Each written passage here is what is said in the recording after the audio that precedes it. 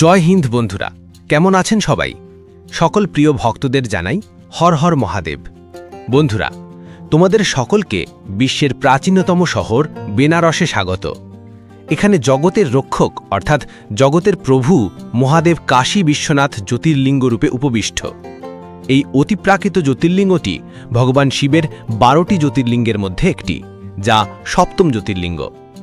এই অতিপ্রাকৃত মন্দিরটি বিশ্বেশ্বর মহাদেব নামেও পরিচিত। বন্ধুরা, পবিত্র মা গঙ্গার তীরে অবস্থিত এই প্রাচীন স্থানটি প্রাচীনকাল থেকেই মহাদেবের ভক্তিতে ডুবে আছে। তোমরা একে কাশী, বানারস, বারাণসী ইত্যাদি নামে ডাকো।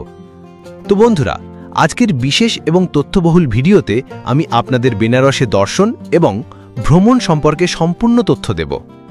এই ভিডিওতে আমরা আলোচনা করব কিভাবে আপনি এখানে পৌঁছাবেন, থাকার জন্য আমার কোথায় হোটেল বা ধর্মশালা নেওয়া উচিত, ভ্রমণ এবং দেখার সঠিক উপায় কি, এখানে দেখার জন্য প্রধান স্থানগুলি কি কি, খাবার ও পানীয়ের ব্যবস্থা কি, আর ভিডিওর শেষ অংশে আমরা সামগ্রিক বাজেট সম্পর্কে কথা বলবো। তাই বেনারসে দর্শন এবং ভ্রমণ সম্পর্কে সম্পূর্ণ এ থেকে জেড তথ্য পেতে সম্পূর্ণ ভিডিওটি একবার দেখুন। বন্ধুরা, বেনারস তার প্রাচীন সভ্যতা, ধর্মীয় বিশ্বাস এবং মূল্যবান ঐতিহ্যের জন্য সারা বিশ্বে বিখ্যাত। ভক্তি ছাড়াও এই স্থানটি শিক্ষা, খাদ্য এবং পোশাকের জন্য খুব বিখ্যাত। এই কারণেই কেবল দেশ থেকে নয়, বিদেশ থেকেও কোটি কোটি ভক্ত এখানে দর্শনের জন্য আসেন। শ্রাবণ মাসে এখানে রেকর্ড পরিমাণ ভিড় হয়। তাহলে চলুন ভিডিওতে এগিয়ে যাই এবং একে একে সবকিছু জেনে নিই। প্রথমেই বলি কিভাবে তুমি এখানে পৌঁছাবে। এখানে পৌঁছানোর সবচেয়ে ভালো উপায় হলো ট্রেন। এখানে দুটি প্রধান স্টেশন রয়েছে, বেনারস রেলওয়ে স্টেশন এবং Varanasi railway station. Sealdah station, Howrah station, Shalimar station, এছাড়াও কলকাতা স্টেশন থেকে বারাণসী রেলওয়ে স্টেশনে পৌঁছাতে পারেন। শিয়ালদহ থেকে 2317 জম্মু তাবি হামসফর এক্সপ্রেস করে খুব সহজেই পৌঁছাতে পারেন। যদি আপনি সড়ক পথে আসতে চান তাহলে সড়ক যোগাযোগও খুব ভালো। নিকটবর্তী শহর এবং রাজ্যগুলি থেকে এই স্থানে সরাসরি বাস পাওয়া যায়। যদি আপনি বিমানে আসতে চান তবে বেনারসে একটি আন্তর্জাতিক বিমানবন্দর আছে। এছাড়াও এখান থেকে 300 কিলোমিটার দূরে অবস্থিত লখনৌ বিমানবন্দরের যোগাযোগ ব্যবস্থাও খুব ভালো। তাই সেখানে পৌঁছানোর পর আপনি বাস বা ট্রেনের মাধ্যমে বেনারস পৌঁছাতে পারেন। অনেকে নিজস্ব গাড়িতেও এখানে আসেন। মন্দিরের 300 মিটার আগে পেড পার্কিং সুবিধা পাওয়া যায়। তো বন্ধুরা, এখন আমরা মহাদেব নগরী বানারসে পৌঁছে গেছি এবং এখন আসুন আমরা কোথায় থাকার জন্য হোটেল বা ধর্মশালা নেব সেই সম্পর্কে কথা বলি। বন্ধুরা, আপনি সারা বানারস জুড়েই এই রকম হোটেল খুঁজে পাবেন। রেলওয়ে স্টেশন বা বাসস্ট্যান্ড থেকে গাদলিয়া মোড়ে আসার জন্য শেয়ারিং অটোতে 20 টাকা অথবা রিজার্ভড অটোতে 100 টাকা দিয়ে আসা ভালো। এখান থেকে মন্দিরের দূরত্ব মাত্র 200 মিটার। গাদলিয়া চৌরাস্তার 100 মিটারের মধ্যে অনেক হোটেল এবং ধর্মশালাও পাওয়া যাবে। এখানে ধর্মশালার দাম শুরু হয় 500 টাকা থেকে। হোটেলগুলির প্রাথমিক মূল্য 800 থেকে 1000 টাকার মধ্যে। এখানে আপনি 2000, 3000, 5000, 10,000 টাকার বাজেটের ভিআইপি হোটেল পাবেন। তাহলে ভালো একটা ঘর পাওয়ার পর এবার এই জায়গায় ভ্রমণের সঠিক উপায় নিয়ে কথা বলা যাক। বন্ধুরা, মন্দিরে যাওয়ার আগে আমরা মা গঙ্গার পবিত্র জলে স্নান করব। গাদলিয়া মোড় থেকে একটি সোজা রাস্তা দশাশ্রমে ঘাটে যায়, যা প্রায় 200 মিটার দূরে অবস্থিত। আপনি এখানে স্নান করতে পারেন, দান করতে পারেন ইত্যাদি। বর্ষাকালে স্নান কেবল ঘাটেই হয়। তো স্নানের পর চলুন দর্শনের জন্য যাই। বন্ধুরা, কাশী বিশ্বনাথ মন্দিরে প্রবেশের জন্য 4টি প্রধান দরজা রয়েছে: ললিতা ঘাট, বিশ্বনাথ গলি, মা অন্নপূর্ণার দ্বার এবং 4 নম্বর গেটের কাছে লাইনে দাঁড়িয়ে আপনি মন্দিরে প্রবেশ করতে পারেন। ভ্রমণের জন্য সেরা স্থান হল গঙ্গাদৌড় এবং ললিতা ঘাটের 4 নম্বর গেট। এখানে ভক্তদের জন্য আরও সুযোগ সুবিধা রয়েছে। এছাড়াও যদি আপনি একটি মসৃণ দর্শন পেতে চান তাহলে গাদুলিয়া ক্রসিংয়ের 4 নম্বর গেটের মধ্যে একটি মসৃণ দর্শন কাউন্টার আছে। এছাড়াও 4 নম্বর গেটের কাছেও একটি কাউন্টার পাওয়া যাবে। আপনি 250 টাকা দিয়ে সশরীরে দ্রুত দর্শনের টোকেন পেতে পারেন। শ্রাবণ মাসে সোমবার সুগম দর্শন বন্ধ থাকে। এছাড়াও যদি আপনার সাথে কোনো বয়স্ক ব্যক্তি থাকেন তাহলে আপনি হুইল চেয়ারের মাধ্যমেও এখানে যেতে পারেন। হুইল চেয়ার ব্যবহারকারীদের জন্য 200 থেকে 250 টাকা চার্জ করা হয়। বন্ধুরা, মোবাইল ফোন, ব্যাগ ইত্যাদি মন্দির প্রাঙ্গণে প্রবেশ নিষিদ্ধ। আপনি আপনার সমস্ত জিনিসপত্র সেই জায়গায় জমা দিতে পারেন যেখান থেকে আপনি ফুলের মালা এবং প্রসাদ পাবেন। এছাড়াও মন্দিরের ভিতরে বিনামূল্যে লকারের সুবিধাও পাওয়া যায়। তাহলে আসুন আমরা ফুলমালা এবং প্রসাদ নিয়ে মন্দিরে প্রবেশের জন্য লাইনে দাঁড়াই। হর হর মহাদেব জপ করে আমরা শ্রী কাশী বিশ্বনাথ জ্যোতির্লিঙ্গ দর্শন করব এবং আশীর্বাদ গ্রহণ করব। বন্ধুরা, তোমরা খুব ভাগ্যবান। মহাদেব অবশ্যই তোমার সমস্ত ইচ্ছা পূরণ করবেন। এছাড়াও মন্দির প্রাঙ্গণে অন্যান্য দেবদেবীর মন্দির রয়েছে। আপনার অবশ্যই সেখানেও যেতে হবে। বন্ধুরা, যদি আমরা এই মন্দিরের ইতিহাস এবং নির্মাণের কথা বলি, তাহলে রাজা হরিশ্চন্দ্রজি একাদশ শতাব্দীতে এই মন্দির সংস্কার করেছিলেন। পরবর্তীতে মোহাম্মদ ঘৌরির আমলে এবং তারপর মুঘল আমলে এটির অনেক ক্ষতি হয়েছিল। আপনি যে বর্তমানে মন্দিরটি দেখছেন তা 1780 খ্রিস্টাব্দে মহারানী অহল্যাবাই হোলকার দ্বারা নির্মিত হয়েছিল। পরবর্তীতে 1835 খ্রিস্টাব্দে মহারাজা রঞ্জিত সিং এই মন্দিরে 1000 কেজি সোনা দান করেন, যার কারণে এই মন্দির এবং চূড়া সোনা দিয়ে মোড়ানো হয়। বন্ধুরা, বর্তমানের করিডোরটি 2021 সালে প্রধানমন্ত্রী নরেন্দ্র মোদীর দ্বারা নির্মিত হয়েছিল। এর সাথে ভক্তদের জন্য অনেক সুযোগ সুবিধা প্রদান করা হয়েছিল।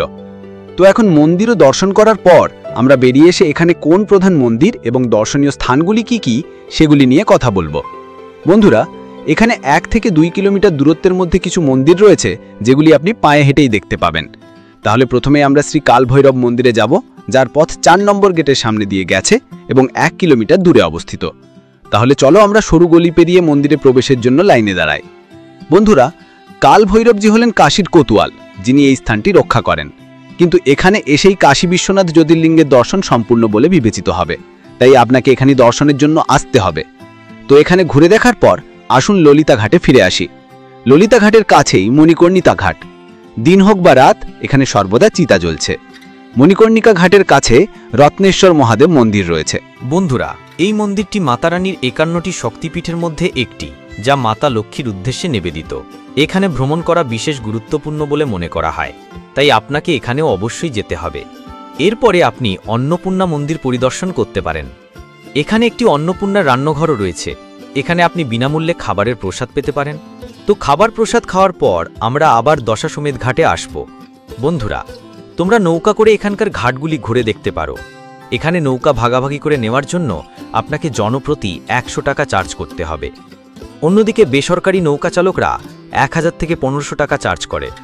বন্ধুরা, বেনারসে 88টি ঘাট আছে, কিন্তু নৌকায় করে আপনি হরিশ্চন্দ্র ঘাট থেকে মণিকর্ণিকা ঘাট পর্যন্ত সব ঘাটই ঘুরে দেখতে পারবেন। এগুলো এখানকার সবচেয়ে বিখ্যাত ঘাট: হরিশ্চন্দ্র ঘাট, কেদার ঘাট, রাজাঘাট, মুন্সিঘাট, দশাশ্বমেধ ঘাট, ললিতা ঘাট এবং মণিকর্ণিকা ঘাট। তাই এই সব ঘাট ঘুরে আসতে পারেন নৌকার মাধ্যমে। বন্ধুরা, সন্ধে 7টায় দশাশ্বমেধ ঘাটে একটি জমকালো আরতির আয়োজন করা হয়েছে। আপনি চাইলে ঘাটে বসে আরতিতে যোগ দিতে পারেন, অথবা 100 থেকে 200 টাকা দিয়ে নৌকায় বসে সামনে থেকে আরতি দেখতে পারেন। সন্ধ্যায় এখানে সর্বাধিক মানুষ আরতিতে যোগদান করে। তারপর আপনি রাত 8টায় ললিতা ঘাটে যেতে পারেন লেজার এবং আলোর প্রদর্শনী দেখতে। এছাড়াও সন্ধ্যায় করিডোরের অপূর্ব দৃশ্য আপনার মন জয় করবে। তাই সন্ধ্যায় ললিতা ঘাটে নির্মিত করিডোরটি অবশ্যই পরিদর্শন করতে হবে। তাই করিডোরে ঘোরাঘুরি করার পর সন্ধ্যায় এখানকার বাজার থেকে কেনাকাটা করতে যেতে পারেন। বন্ধুরা, দশাশ্বমেধ ঘাট থেকে গাউডুলিয়া চক পর্যন্ত এখানে খুব সুন্দর একটি বাজার রয়েছে, যেখান থেকে আপনি খুব কম দামে পোশাক কিনতে পারবেন। এছাড়াও বেনারসি শাড়ি বেনারসি খুবই বিখ্যাত। তুমি চাইলে এখান থেকে তোমার প্রিয়জনের জন্য উপহার হিসেবে একটা শাড়ি নিতে পারো। এরপর আমরা এখানেই খাওয়া দাওয়া করব। বন্ধুরা, যদি আমরা এখানে খাবার এবং পানীয়ের কথা বলি, তাহলে এখানে খুব ভালো এবং ভিআইপি রেস্তোরাঁ রয়েছে। সেই সাথে সাধারণ ধাবাগুলিও পাওয়া যায়। বেনারস তার খাবারের জন্য খুবই বিখ্যাত। আপনি এখানকার বিখ্যাত চাটও চেখে দেখতে পারেন। আপনি কাশী চাট ভাণ্ডার এবং দিনা চাট ভাণ্ডার থেকে বিভিন্ন ধরনের এবং সুস্বাদু চাট চেষ্টা করতে পারেন। তাহলে এখানে খাবার ও পানীয়ের ব্যাপারে তোমাদের কোনো সমস্যা হবে না। তো বন্ধুরা, এখন আমরা রাতে আমাদের হোটেলে বিশ্রাম নেব এবং পরের দিন আমরা এখান থেকে 5 থেকে 10 কিমি দূরে অবস্থিত জায়গাগুলিতে যাব। বন্ধুরা, এই সব জায়গাগুলো ঘুরে দেখাই ভালো। আপনি অটো বা ইরিক্সা বুক করতে পারেন। এই লোকেরা 600 থেকে 800 টাকা চার্জ করে। আসুন আমরা আপনাকে 7 থেকে 8টি প্রধান মন্দির দেখাই। তাহলে প্রথমে বেনারস হিন্দু বিশ্ববিদ্যালয়ের ক্যাম্পাসে অবস্থিত শ্রী বিশ্বনাথ বিড়লা মন্দিরে যাই। বন্ধুরা, এটি একটি বিশাল উঠোনে নির্মিত একটি বিশাল মন্দির, যা স্থাপত্য দেখার মতো। আপনি মন্দিরে প্রবেশ করে মহাদেবজি ইত্যাদির দর্শন করতে পারেন। এছাড়াও মন্দির প্রাঙ্গণে কিছুক্ষণ বসুন। এখানে বসে আপনার খুব ভালো লাগবে। তো এখানে পরিদর্শনের পর আমরা এখন শ্রী শঙ্কর মোচন হনুমান মন্দিরে যাব, যা এখান থেকে 2 কিমি দূরে অবস্থিত। বন্ধুরা, এটি বেনারসের একটি খুব বিখ্যাত মন্দির। সর্বাধিক মানুষ এখানে দর্শনের জন্য আসেন। মন্দিরের ভেতরে মোবাইল ফোন, ক্যামেরা এবং ইলেকট্রনিক জিনিসপত্র নিষিদ্ধ।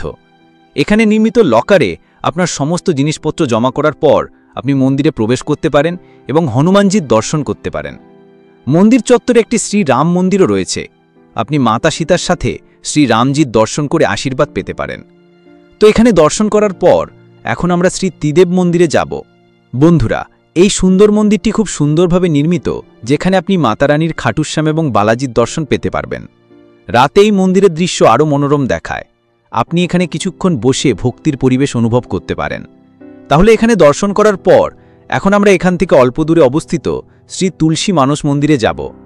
বন্ধুরা, এই মন্দিরটি ভগবান শ্রী রামের উদ্দেশ্যে নিবেদিত, যেখানে ভগবান শ্রী রাম, মাতা সীতা এবং ভক্ত হনুমানজির সাথে বসে আছেন।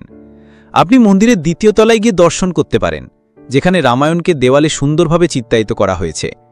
তোমার তালিকায় এই মন্দিরটি অবশ্যই অন্তর্ভুক্ত করতে হবে। তোমাকে এখানে দর্শনের জন্য আসতে হবে। তো এখানে দর্শন করার পর এখন আমরা এখান থেকে অল্প দূরে অবস্থিত দুর্গামাতার মন্দিরে যাব। বন্ধুরা, এই দিব্য দরবারটি অত্যন্ত প্রাচীন এবং বেনারসের সবচেয়ে বিখ্যাত মন্দিরগুলির মধ্যে একটি। এই মন্দিরটি অষ্টাদশ শতকে রানী ভাবানীজি দ্বারা নির্মিত হয়েছিল। এখানে আপনি মাতারানীর অপূর্ব রূপের দর্শন পেতে পারেন। মন্দির প্রাঙ্গণে মহাদেবজির পাশাপাশি অন্যান্য দেবদেবীর মন্দিরও প্রতিষ্ঠিত আছে। তোমরা সকলেই দর্শন করতে পারো।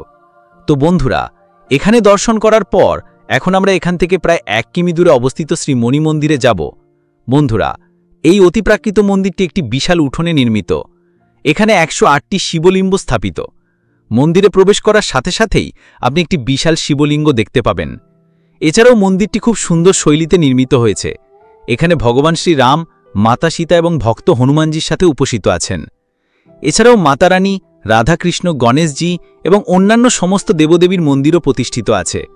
এখানে তাদের দেখার সৌভাগ্য হয়, তাই আপনাকে অবশ্যই এখানে আসতে হবে। এখানে তাদের দেখে আপনি প্রচুর শান্তি পাবেন। তো বন্ধুরা, এই সমস্ত মন্দির পরিদর্শনের পর যদি তুমি চাও তাহলে সন্ধ্যায় ট্রেনে করে তোমার বাড়িতে ফিরে যেতে পারো। এছাড়াও যদি তোমার আরও একদিনের অতিরিক্ত সময় থাকে তাহলে তুমি আশাঘাট, নোমঘাটের পাশাপাশি বেনারসের অন্যান্য মন্দির এবং তানামহিগ দেখতে পারো। এছাড়াও তুমি সারনাথ এবং সর্ববেদ মন্দির পরিদর্শন করে ঘুরে দেখতে পারো। তাহলে এবার এখানে বেড়াতে যাওয়ার সবচেয়ে ভালো সময় সম্পর্কে কথা বলা যাক। বন্ধুরা, তুমি বছরে যে কোনো সময় এখানে বেড়াতে আসতে পারো। এখানে সবসময় প্রচুর ভিড় দেখা যায়। বিশেষ করে শ্রাবণ মাসে এখানে রেকর্ড ভঙ্গকারী ভিড় দেখা যায়। এছাড়াও অক্টোবর থেকে এপ্রিল পর্যন্ত সময় এখানে ভ্রমণের জন্য সবচেয়ে ভালো সময় হিসেবে বিবেচিত হয়। আসুন জেনে নিই আপনার কতদিনের পরিকল্পনা করা উচিত। বন্ধুরা, যদি তোমরা সকালে এসে কিছু প্রধান মন্দির পরিদর্শন করতে চাও তাহলে একদিনের মধ্যেই সেগুলি পরিদর্শন করে বাড়ি ফিরে যেতে পারো। একই সাথে আমি তোমাকে পরামর্শ দেব যে তুমি অবশ্যই কম করে 2 দিন এবং 1 রাত এখানে থাকার পরিকল্পনা করো। এছাড়াও তুমি 3 দিন এবং 2 রাতেরও একটা পরিকল্পনা তৈরি করতে পারো। এই সময়ের মধ্যে তুমি সমস্ত জায়গায় খুব ভালোভাবে কভার করতে পারবে। আসুন সবচেয়ে গুরুত্বপূর্ণ প্রশ্ন, বাজেট সম্পর্কে কথা বলা যাক। কত বাজেটের মধ্যে তুমি এই পবিত্র যাত্রা সম্পন্ন করতে পারবে? বন্ধুরা, যদি তোমরা 2 থেকে 3 জন লোক থাকো এবং 2 দিন এবং 1 রাত্রের পরিকল্পনা করো তাহলে তোমরা সহজেই 5000 থেকে 6000 টাকা বাজেটের মধ্যে এবং ট্রেনের টিকিটের মাধ্যমে এই পবিত্র যাত্রা সম্পন্ন করতে পারবে। তো বন্ধুরা, এখানে বেনারস ভ্রমণ সংক্রান্ত প্রতিটি ছোট বড় তথ্য খুব ভালো এবং সঠিকভাবে আপনাদের কাছে পৌঁছে দেওয়ার জন্য আমি যথেষ্ট চেষ্টা করেছি। যদি আপনাদের এখনও কোনো প্রশ্ন থাকে তাহলে কমেন্টের মাধ্যমে আমাদের জিজ্ঞাসা করতে পারেন। বন্ধুরা, এই ভিডিওটি আপনাদের কেমন লেগেছে এবং আপনারা কোথা থেকে এই ভিডিওটি দেখছেন প্লিজ কমেন্ট বক্সে আমাদের জানান। ভিডিওতে দেওয়া তথ্য যদি আপনার কাজে লাগে তাহলে লাইক দিয়ে আমাদের উৎসাহিত করতে পারেন। এছাড়াও তাহলে অনুগ্রহ করে চ্যানেলটি সাবস্ক্রাইব করুন। এছাড়াও বেল আইকনটি টিপে দেওয়ার পর অবশ্যই সমস্ত নোটিফিকেশনে ক্লিক করুন। তো বন্ধুরা, আসুন এমন কিছু উদ্ভাবনী ভিডিওতে দেখা হবে।